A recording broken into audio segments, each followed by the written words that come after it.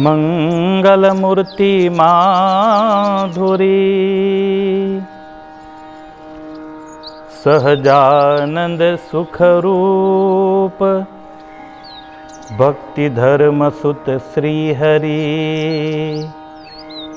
समरु सदा ययनूप। ओम श्री स्वामीनारायणाय नमो नमः। ओम श्री सरस्वत्यै नमो नमः। ओम श्री गुरुचरणकमलेभ्यो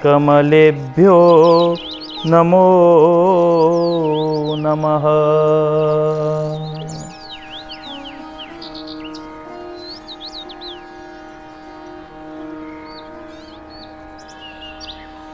संत नाभादास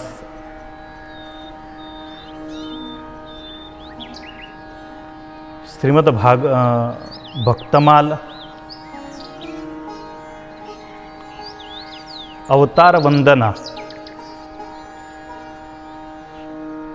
या प्रकरणामध्ये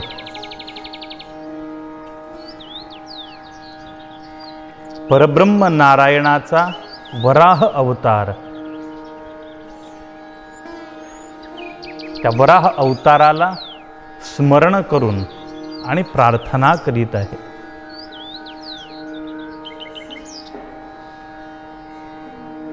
भगवंताची कृपा तर पहा, भक्तांसाठी केव्हा मत्स्य झाले आहे, केव्हा वराह झाले आहे, तर केव्हा नृसिंह झाले आहे।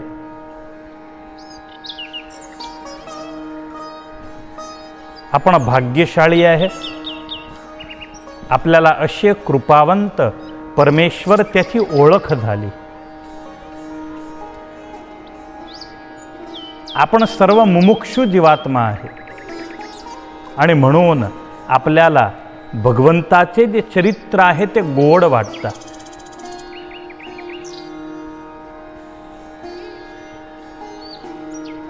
मानव जीवनामध्ये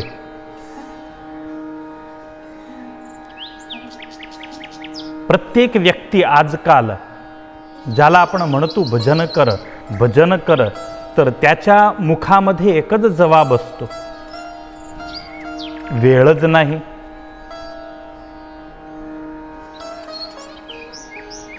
संतांचं भजन आहे,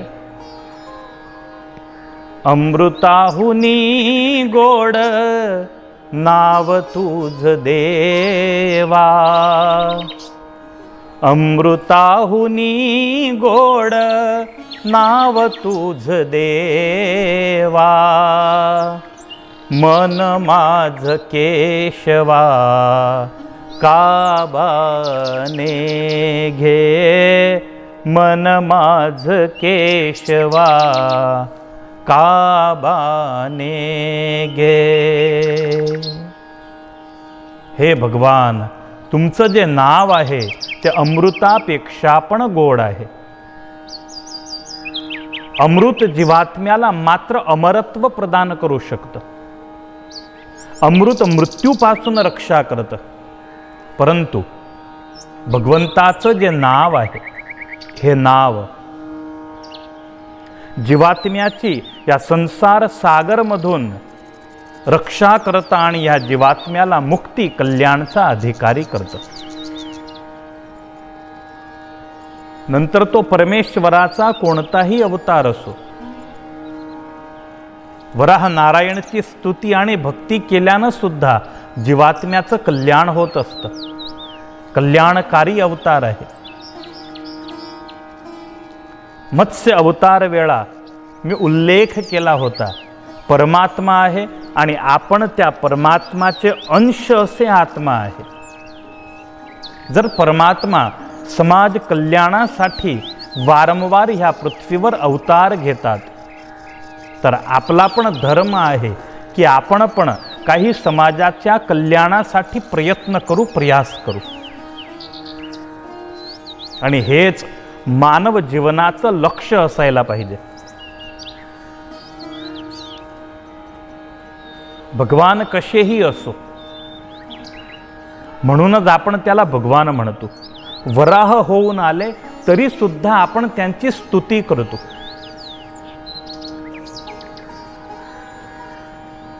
कारण ते परमात्मा आहे आणि परमात्मा कोणताही अवतार घेऊ, त्यांचं रूप, त्यांचा यश आणि त्यांची जे कीर्ती आहे त्यामध्ये कमतरता येत नाही. ते वराह होता तेव्हा पण ते परमात्मा एवढेच सुंदर दिसतात. इतर वराहपेक्षा त्या परमेश्वराची सुंदरता अलौकिक असते. भगवान वराह नारायण या पृथ्वी लोकावर सत्ययुगामध्ये जे जन्माला आले होते. भाद्रपद मास शुक्ल पक्ष आणि पंचमीच्या रोजी दुपारच्या वेळी भगवान वराह नारायण यांचं प्रागट्य झालं होतं. आपण पूर्वी कथा ऐकली. मत्स्य परमात्मा यांनी अवतार धारण केला आणि जोपर्यंत ब्राह्मी प्रलय चालला तोपर्यंत सत्यव्रत मनु आणि सप्तर्षी आणि औषधी धान्य वगैरेची रक्षा केली. पुन्हा ब्रह्माजी जागृत झाले. जागृत होऊन आणि पुन्हा ब्रह्माजीनं सृष्टी रचनेचा प्रारंभ केला. तर सर्वात प्रथम मानस पुत्र उत्पन्न केले, ज्यांना आपण कश्यप, मरीची, अत्री वगैरे ऋषी म्हणतो. आणि त्यानंतर स्वयंभू मनु महाराज आणि त्यांच्या धर्मपत्नी शत्रुपा देवी या दोघांची उत्पत्ती केली. या दोघांना आदेश दिला, तुम्ही दोघी मला संसार वृद्धीमध्ये सहायता करा. मनु महाराज ब्रह्माजीची प्रार्थना स्वीकारतात आणि प्रार्थना करतात, प्रभू तुमची आज्ञा शिरोधार्य आहे, परंतु सृष्टी रचना केल्यानंतर त्या सृष्टीला ठेवण्यासाठी, त्या सृष्टीला स्थिर करण्यासाठी मला पृथ्वीची आवश्यकता पडेल. आणि सध्या पृथ्वी तर समुद्रामध्ये लीन झाली आहे या ब्राह्मी प्रलयामुळे. भगवान ब्रह्माजी चिंतित झाले, अहो पृथ्वी तर समुद्रामध्ये लीन आहे, आता उपाय काय? कोण समुद्रामधून पृथ्वीला बाहेर आणणार? हे परब्रह्म नारायण, तुम्हीच मला आज्ञा आणि आदेश दिला आहे सृष्टी रचनेचा, आता तुम्हीच मला काही सहायता करा आणि मला पृथ्वी पुनः परत आणून द्या.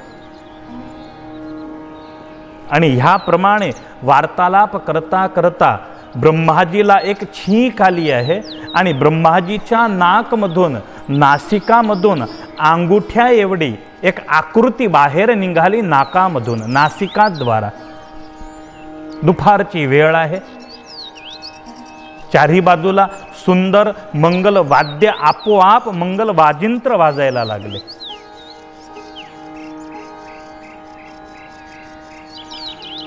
त्या आकृती बाहेर निघाली आणि बाहेर निघताच त्या आकृतीचा जो आकार आहे तो वाढू लागला आहे. पाहता पाहता 6 फूटची ती आकृती झाली.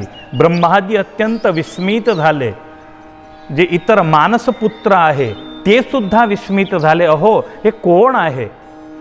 शरीर पूर्ण मानवचं आहे आणि मुखची जी आकृती आहे ते वराह म्हणजे सुवरची आहे.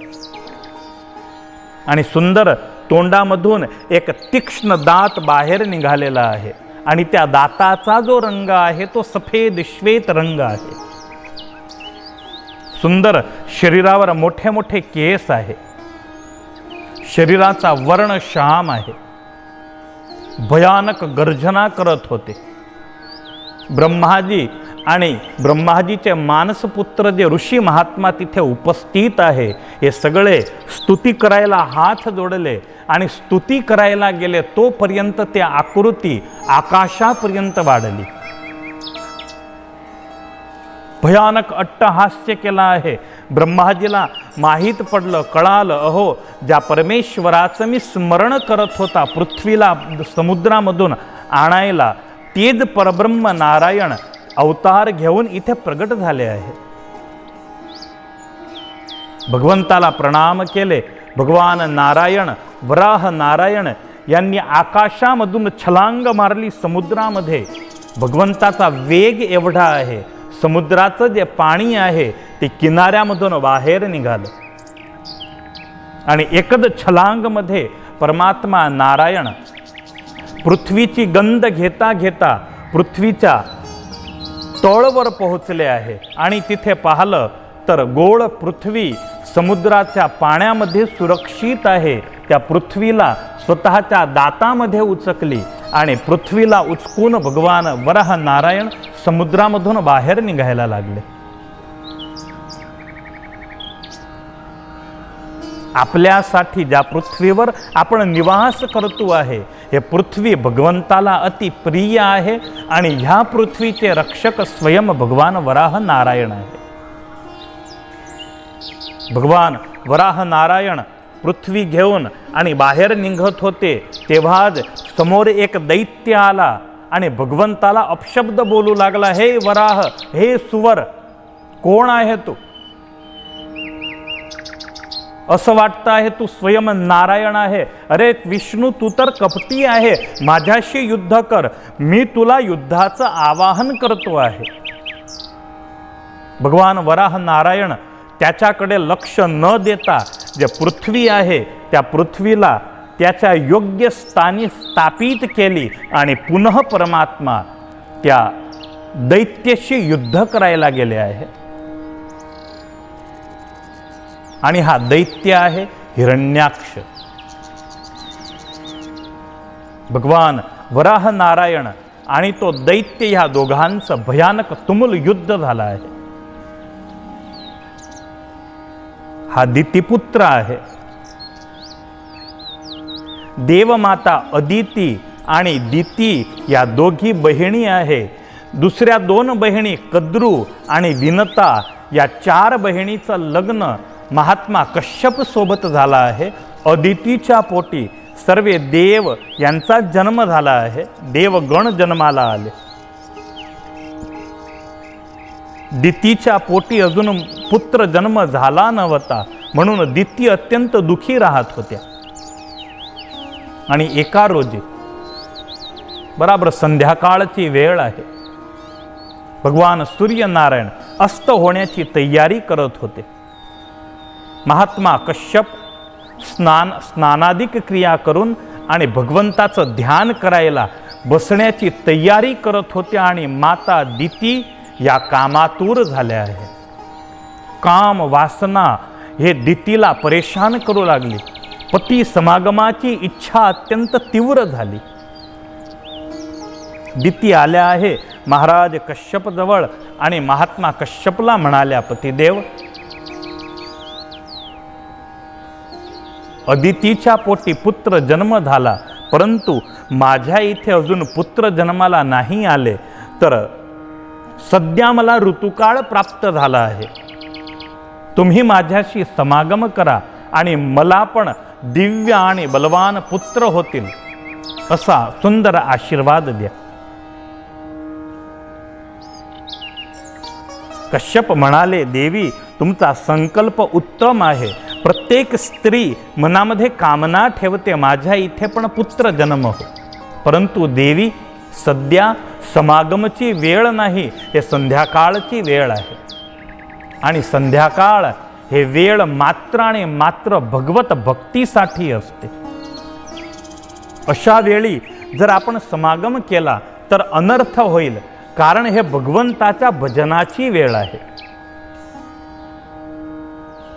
24 तास भगवंतानं आपल्याला दिले, परंतु त्यामध्ये सकाळची वेळ आणि संध्याकाळची वेळ हे जे 2 संधिकाळ आहे, रात्री आणि दिवसचा संगम, ज्याला आपण संगम काळ म्हणतो, रात्री आणि दिवसचा जिथे संगम होतो, म्हणजे ज्याला आपण सकाळ म्हणतो.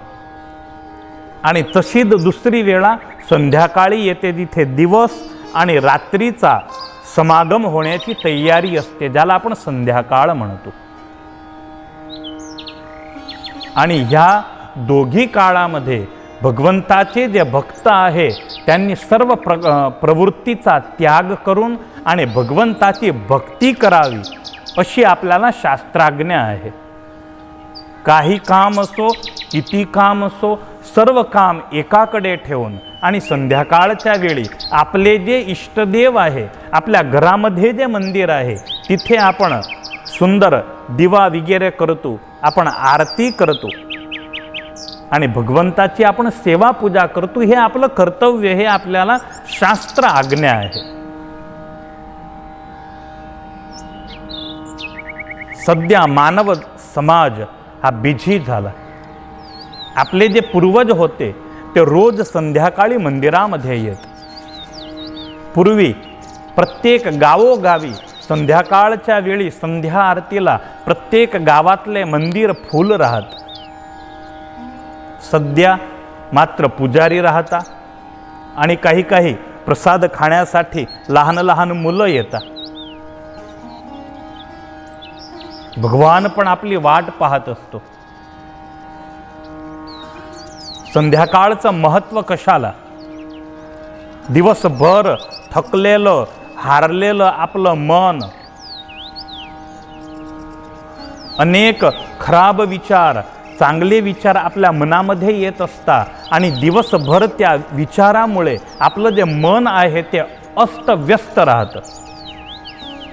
आणि संध्याकाळच्या वेळी जर मंदिरात जाऊन आणि भगवंताचं दर्शन केलं, संध्याकाळच्या वेळी जर आपल्या गृहमंदिरासमोर भगवंतासमोर बसून आणि भगवंताची माळा केली, पूजापाठ केला, तर मनाला शांतता प्राप्त होते.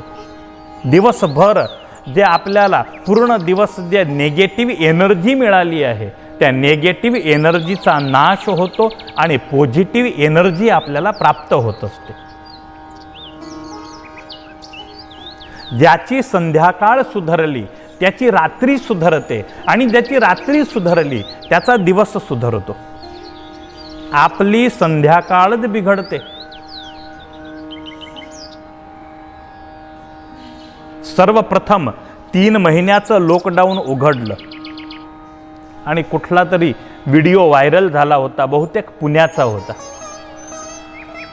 2 किलोमीटर लांब लाईन हॉटेलवर लागली होती संध्याकाळी, मात्र पोट भरायला, मात्र खाण्यासाठी. प्रत्येक माणूस हॉटेलवर जातो, प्रत्येक माणूस संध्याकाळ झाली की कुठे फिरायला निघतो. अरे ज्या वेळा भगवंताचं भजन करायचं आहे त्यावेळा तो फिरायला निघतो. बहुतेक कार्यक्रम सामाजिक असो किंवा कोणताही कार्यक्रम असो, प्रत्येक कार्यक्रम संध्याकाळी 6 नंतरच असतात आणि त्यामुळे मानवीचं जे मन आहे ते नेगेटिव्ह एनर्जी युक्तच मन घेऊन आणि तो झोपत असतो. परिणाम स्वरूप सकाळी उठतो तेव्हा सुद्धा त्याचं मन अशांत असतं आणि अशांत मन घेऊन झोपलेला व्यक्ती सकाळी उठता त्याला भगवंताची आठवण नाही येत, कारण रात्रीभर नेगेटिव्ह एनर्जी त्याच्या मनामध्ये राहिलेली आहे. भगवान श्रीहरी, भगवान स्वामीनारायण हे सुद्धा आदेश देतात.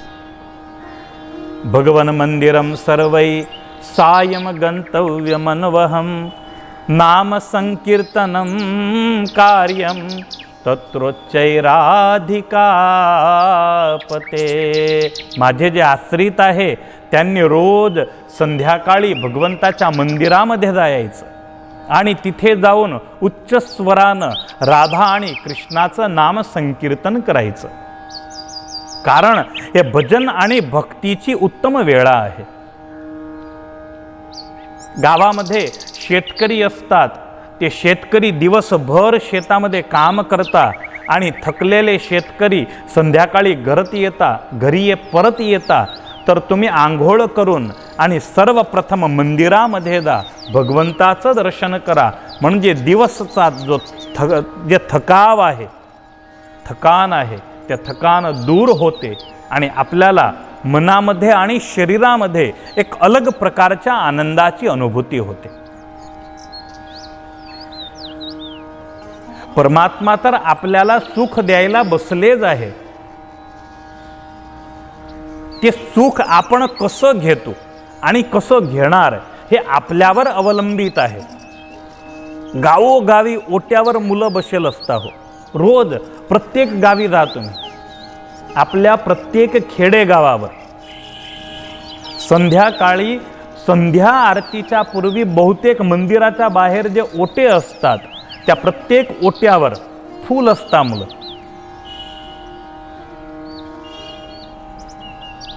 कोणी फेसबुक पाहत असतो, कोणी व्हॉट्सॲप पाहत असतं, तर कोणी पबजी खेळत असतं. आणि सध्या तर मुलांना पबजीचं व्यसन लागलेलं आहे. मंदिरामध्ये जशी आरतीची सुरुवात झाली की ते सर्वच ओटे सोडून घरी जातात, मंदिरामध्ये नाही येतात. त्यांना असं वाटतं की हा बेल आम्हाला आता घरी जाण्यासाठी वाजवला आहे. अरे वृद्ध लोक सुद्धा गावाच्या ओट्यावर बसून आणि ग्राम्य वार्ता करता आणि त्याच्यामध्ये त्यांना अत्यंत आनंद येत असतो. अरे गावामध्ये किती वृद्ध लोक असता हो. अरे युवान नाही आले, जर गावातले वृद्ध आले मंदिरामध्ये तरी मंदिर आपलं पूर्ण भराईल. पण नाही, त्यांना सुद्धा वेळ नसते. ते सुद्धा ग्राम्य वार्तामध्ये व्यस्त असतात. भगवंताच्या भक्तीच्या अभावामुळे माणूस थकला आहे. मन त्याचं अस्तव्यस्त झालं आहे. मनाला कुठेच शांतता मिळत नाही. त्याचं कारण योग्य वेळेवर भगवंताची भक्ती नाही केली. महात्मा कश्यप दितीला म्हणाले, देवी सध्या संध्याकाळ आहे, हे भगवत भक्तीची वेळ आहे आणि ह्या वेळी जर आपण समागम केला तर अनर्थ होईल, शास्त्र आज्ञाचा लोप होईल. सध्या तर भगवान सदाशिवचे जे गण राहतात ते गणांना घेऊन आणि भगवान महादेवजी स्वयं विचरण करायला निघतात. आणि अशा वेळेवर जर आपण समागम रत झाले तर भगवान सदाशिवचा पण द्रोह होईल, शास्त्र आज्ञाचा पण लोप होईल. म्हणजे देवी आपण रात्रीच्या वेळी समागम करू. परंतु दिती एवढ्या कामातूर आहे, एवढ्या कामातूर झाल्या आहे. काम वासनेनं अंध झालेल्या दिती कश्यप जवळ येऊन आणि कश्यप ऋषीचा हात पकडून घेतला. लाचार कश्यप ऋषी मनामध्ये विचार करू लागले, अहो मला असं वाटतं आहे काही दैवाची अलग इच्छा आहे. आणि संध्याकाळच्या वेळी दितीच्या अत्यंत हठाग्रहामुळे महात्मा कश्यप यांनी दितीशी समागम केला आहे.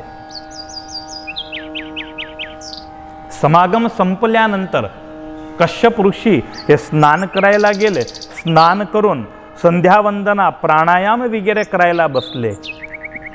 माता दिती पण घराच्या एक कोपऱ्यामध्ये बसल्या आहे. परंतु काम वासना शांत झाली, मन तृप्त झालं. आता जे सात्विक विचार आहेत ते मनामध्ये आले. हो, ज्या वेळेवर भगवान शिव भ्रमण करायला निघतात, ज्या वेळेवर भक्ती करायला पाहिजे त्या वेळेवर मी पतीचा समागम केला, मी भगवंताला विसरली आणि काम सुखामध्ये रक्त झाली. अहो माझ्या हातून मोठं पाप घडलं. हे प्रभू क्षमा करा, हे प्रभू क्षमा करा. मनोमन भगवंताची क्षमा याचना करू लागल्या. भगवान सदाशिवला प्रार्थना करू लागल्या, हे भगवान भोलेनाथ माझा गर्भ नष्ट न हो अशी माझ्यावर कृपा करा. तरी सुद्धा मनाला हृदयाला शांतता नाही मिळाली. तर आले आहे महात्मा कश्यप जवळ, कश्यपला हात जोडले आहे, पतिदेव मी तुमचा अपराध केला, शास्त्र आज्ञाचा अपराध केला, भगवान सदाशिवचा अपराध केला, मला आशीर्वाद द्या, माझा गर्भ सलामत राहील, अपराधामुळे माझा गर्भ नष्ट नाही होणार असा मला आशीर्वाद द्या. कश्यप म्हणाले, देवी मी तर नाही म्हणत होता तुम्हाला, परंतु तुम्ही माझी गोष्ट नाही ऐकली आणि बळपूर्वक माझ्याशी समागम केला. देवी, तुमचा अधिकार आहे, मी तुमचा पती आहे आणि तुम्ही माझ्या पत्नी आहे. तुम्ही ऋतुकाळमध्ये आहे आणि ऋतुकाळमध्ये पती सोबत समागम करणं हा पत्नीचा धर्म आहे आणि तिचा अधिकार पण आहे. परंतु देवी, ज्या वेळी समागम केला ते वेळ अयोग्य होती. तुमच्या गर्भामध्ये अत्यंत शक्तिशाली, दुर्दांत पराक्रमी, समस्त त्रिलोकीला पराजित करणार 2 मुलं येतील आणि ते तुमच्या पोटी जन्म घेतील. असे भयानक पराक्रमी असतील. त्यांच्या पराक्रमामुळे समग्र देवगण आणि समग्र सृष्टी भयभीत होईल. असे 2 पुत्र तुमच्या पोटी जन्माला येतील. पण देवी, ते भगवंताची भक्ती नाही करणार. दितीला दुःख झालं. पतिदेव, दुसरं तर ठीक आहे, मला तर भीती आहे की ज्या पापामुळे मी गर्भवती होणार आहे, माझ्या पोटी जर पुत्र जन्माला आले आणि जर ब्राह्मणांनी त्यांना श्राप दिला तर अनर्थ होईल. नाही देवी, ब्राह्मण श्रापानं तुझ्या मुलाचा मृत्यू नाही होणार. तुझे पुत्र असे बळवान होतील की त्यांना मारायला, त्यांचा वध करण्यासाठी स्वयं भगवान नारायणाला या पृथ्वीवर यावं लागेल. ते तर भक्ती नाही करणार, परंतु तुझे जे 2 पुत्र आहे त्यामध्ये एक पुत्रच्या इथे 4 पुत्र होतील आणि त्या 4 मध्ये सर्वात लहान परम एकांतिक भगवंताचा भक्त होईल. तो भगवान प्रेमी, संत प्रेमी आणि भक्त प्रेमी होईल. असा एक सुंदर पौत्र तुझ्या इथे जन्माला येईल आणि त्या पौत्रामुळे तुझ्या पुत्राचं सुद्धा कल्याण होईल. तेव्हा दितीला अत्यंत हर्ष आनंद झाला. पतिदेव, मला आनंद आहे की माझ्या पुत्रांना ब्राह्मणाचा श्राप नाही मारणार. हो, मृत्यू तर स्वाभाविक आहे आणि निश्चित आहे. जन्म झाला म्हणजे मृत्यू निश्चित आहे. परंतु माझ्या पुत्राचा वध करण्यासाठी स्वयं नारायण येणार आहे. हे अत्यंत आनंददायक आहे. मला आनंद होईल, मला अत्यंत आनंद आणि हर्ष होईल. मला शोक नाही. आणि दुसरा आनंद, माझा पौत्र म्हणजे माझ्या कुळामध्ये एक परम एकांतिक भक्त होईल, त्याचा पण मला आनंद आहे. कश्यप ऋषी म्हणता, देवी, हे माझं वर आहे तुम्हाला. माता दिती अत्यंत शंकित आहे. गर्भवती तर झाल्या. माता दितीच्या गर्भामध्ये जे बळवान आत्मा आले आहे, ते बळवान आत्मा असे काळे अंधाऱ्यासारखे आहे. माता दितीच्या शरीरामधून जे तेज निघायचं, त्या तेजचा रंग श्याम आहे. काळ्या रंगाचं तेज निघायचं आणि ते तेज एवढं प्रबळ आहे की आकाशामध्ये सूर्य सुद्धा परेशान व्हायचा. दिवसामध्ये सुद्धा रात्रीची अनुभूती व्हायची. एवढ्या मोठ्या प्रमाणात माता दितीच्या शरीरामधून काळ्या रंगाचं तेज निघालं आहे. इंद्र चिंतित झाला आणि ब्रह्माजी जवळ गेला. ब्रह्माजीला हात जोडले, पितामह, माता दिती गर्भवती आहे आणि माता दितीचा जो गर्भ आहे तो काळ्या रंगाचा आहे. त्याचं कारण काय? आणि पुढे कथेत ब्रह्माजी त्याचं कारण सांगतील, ते आपण पुढे ऐकू. हरिच्या नामघोषसह कथेला विराम. स्वामीनारायण भगवान की जय. सद्गुरुदेव की जय. भारत मात की जय. नर्मदे मात की जय.